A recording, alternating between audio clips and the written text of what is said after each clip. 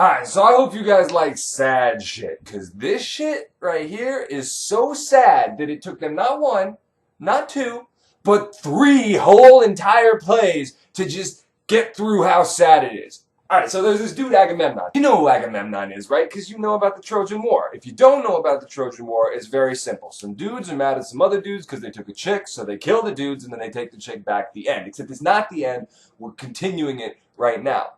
So Agamemnon is on the way back home.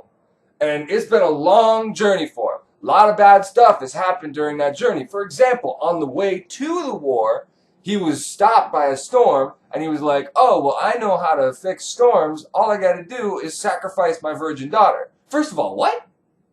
Wait, what? Second of all, why did he bring his virgin daughter on the boat in the first place? Like, to go to a war that's already about stealing hot chicks. That seems like the only reason you would do that is you're thinking, oh, maybe there's going to be a storm and I'm going to have to sacrifice my virgin daughter. Like, not an auspicious beginning to your journey, bro. So, obviously, that's not going to cause any hard feelings when he gets back. And apparently it doesn't. Because, see, there's a herald who sees him come back and he runs into the city. He's like, oh my god, I get to finally stop being a fucking watchman for this boat. Let me tell everybody what's going on. And he goes up to Clytemnestra, who's Agamemnon's wife and the queen of the city.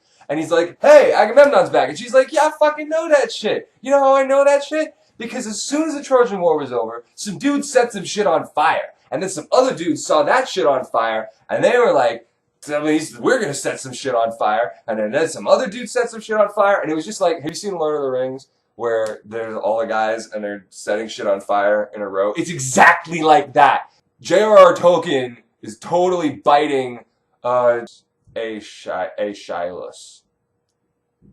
Yeah, that's his name. So Clytemnestra knows about this, and she's like way too excited about it. She's like, oh my god, I'm so happy my husband is coming back. And I've been so totally faithful to him this whole time. Like, tell everybody in the city that I'm really happy and that I have definitely not been putting other people's penises inside me at all this entire time. Definitely not.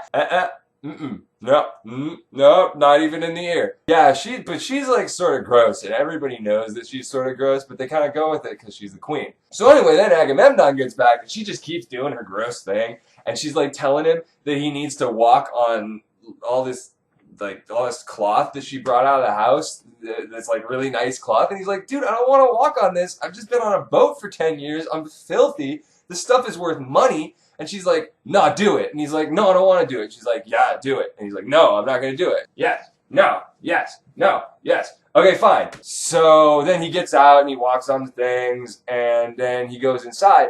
And like the other cool thing about fighting wars is that you get to just like take home people to have sex with afterwards. So Agamemnon got to take home this chick, Cassandra. So Cassandra, as you may know, once blue-balled Apollo, and he cursed her with the gift of prophecy that no one will believe. So as soon as Agamemnon is inside, she's like, oh guys, I'm having a prophecy. And everyone's like, okay, great, what's your prophecy? And she's like, well, Agamemnon's gonna die, I'm gonna die. And they're like, could you be a little bit more clear? And she's like, holy shit, you guys, like, I told everybody that Troy was gonna burn down, it burned down. Does nobody remember this? Like, that happened. Why do people still not believe me? And they're like, I don't know, maybe because you're a crazy bitch. And she's like, I'm not a crazy bitch. He's getting killed right now. I'm gonna get killed right after. I am so angry. I'm gonna start making laser sounds. Literally, it says on like line 1600, pew, pew, pew, pew. Oh, pew,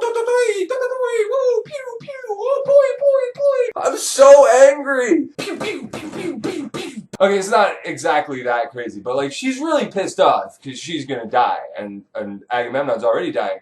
But nobody wants to believe her because it's like bad news. Nobody wants to believe bad news. So they're all standing out there, and then all of a sudden Agamemnon's like, ah! And then everybody runs inside like, ah! Agamemnon! Because Agamemnon is in the bathtub, but he's not having like a good bath. He's having a bloodbath. Because Clytemnestra wrapped him up in a sheet, and then this dude Aegisthus, who she's been boning the whole time, ran in and stabbed him a bunch of times. So all the people who run in are like, what the fuck, Clytemnestra? You just killed this dude. He's like a war hero. And she's like, yeah, but like, one, sacrificed our daughter for like good weather. 2, brought home this chick that he's sleeping with, who I also killed, by the way. At some point, while she was making laser noises, Cassandra went inside and got killed. It doesn't even need to be a 3rd strike. Like, each of those counts as 1.5 strikes. The good news is, now that I've murdered this guy for murdering our daughter, no one is ever going to have to murder anybody ever again. And everyone's like... And they all want to kill Aegisthus, but they're like, all the people who want to kill him are old men, and so they basically just like step the fuck off, and they're like, okay, fine. And that's the end of the first play in the cycle of 3 miserable plays. So the moral of the story is that you should always lock the door when you're taking a bath. The other 2 stories in this cycle of pain are for another time.